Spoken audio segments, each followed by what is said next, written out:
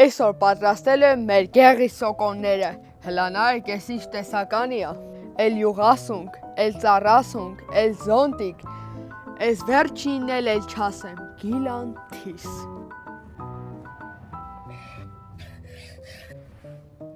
Սնկերը մաքրելուց և կտրտելուց հետո տապակում ենք։ Համեմում եմ աղով։ Մեր յուղասունկը պատրաստ է։ Անցանք հաջորդին։ Համեմում ենք աղով։ Եվ վերջապես անցնում ենք ծառասունկին։ Համեմում ենք աղով։ Դե ինչ, մեր սոկոնների տեսականին պատրաստ է։ Մնում է համտեսենք։ Փորձում ենք յուղասունկը։ Իսկ հիմա գիլանթիսը։ Դե էլ ծառասունկի մասին էլ բան չեմ ասում, աճարի սունկ է։